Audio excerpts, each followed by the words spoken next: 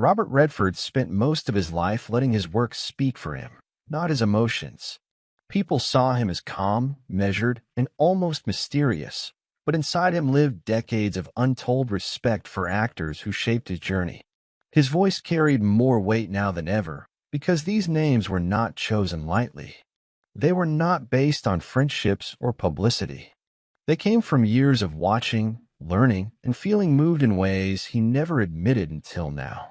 He said that admiration was sometimes harder to confess than love. In Hollywood, people pretended to be confident all the time. No one wanted to show their influences. Everyone tried to appear original, unshaken, untouched by the work of others. Redford believed that was foolish because no great artist grows alone. Every talent is shaped by someone before them, and he was finally ready to honor the people who shaped him. The first name he revealed was Paul Newman, and the room changed the moment he spoke it. People expected this one, but not the way he described it. Redford admired Newman long before they ever worked together. He admired his honesty, his sharp humor, and the way he could turn silence into a message without saying a word. He said Newman wasn't just a partner in some of his greatest films. He was an example of how to act, how to live, and how to stay human in a business that constantly tried to turn people into something else. Redford explained that Newman made acting look effortless, not because it was easy, but because he understood himself so deeply. He wasn't performing for attention. He was performing for truth. Redford admitted he wished he had Newman's kindness too, not just the talent. The way Newman cared about people, stayed humble, and built charities quietly when the world wasn't watching. Redford said he admired Newman the way a younger brother admires an older one, even though they were close in age. The connection never felt equal, because Redford always felt like he was learning from him. The second name he revealed was Sidney Poitier. Redford said he admired Poitier from the first moment he saw him on screen, long before they ever met. Poitier carried dignity that could not be acted. It was real. It was rooted in struggle, courage, and years of pushing against walls that others never had to face. Redford said there were moments he watched Poitier and felt his own heart slow down, because the man had a presence that made you listen, whether you wanted to or not. He said Poitier taught him that acting was not only about talent. It was about purpose. It was about representing something larger than yourself. Redford admired how Poitier refused roles that insulted his intelligence or dignity. He admired his discipline, his strength, and the way he made history without chasing fame. Redford confessed he learned more from watching Poitier than from any acting teacher he ever had. The third name he revealed was Meryl Streep. He said she was on a different level entirely. Redford admired the way she transformed herself without ever losing her soul. He said she approached every role with respect, research, and emotional depth that made other actors realize how much harder they needed to work. Redford said he admired her precision, the way she could communicate a lifetime of emotion with a small gesture, and her ability to remain normal despite the pressure of being called the greatest of her generation. He said Meryl Streep reminded him that greatness doesn't depend on how long you've been in the business. Sometimes someone arrives who changes everything instantly. Redford said he admired the way she never allowed fame to control her life.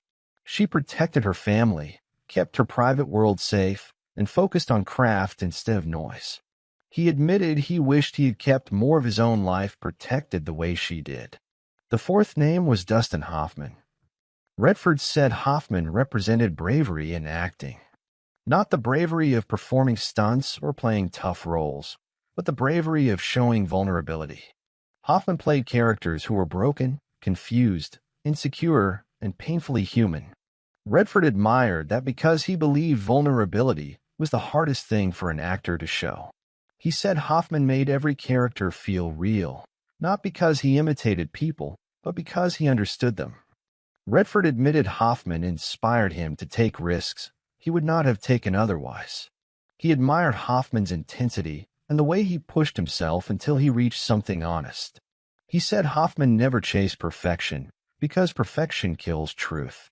Instead, he chased authenticity, and that was what made him unforgettable. The fifth name he revealed was Jane Fonda.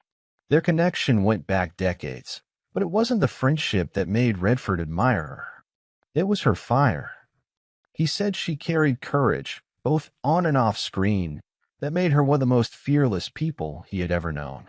Redford admired the way she used her voice, even when people turned against her.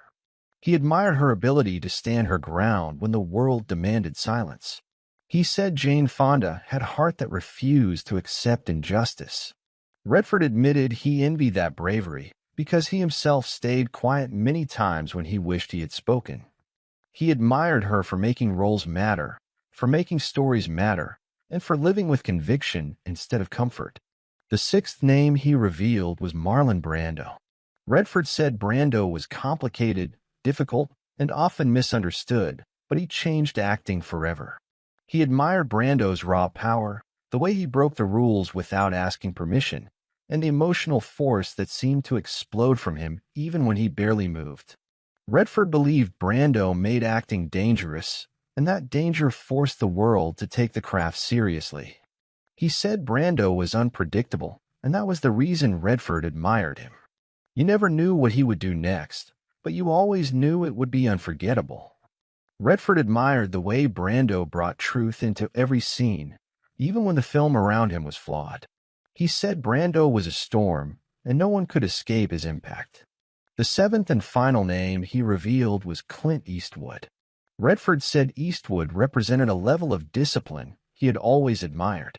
Eastwood built an entire career on toughness, but underneath that image was a filmmaker who understood storytelling at a deep level.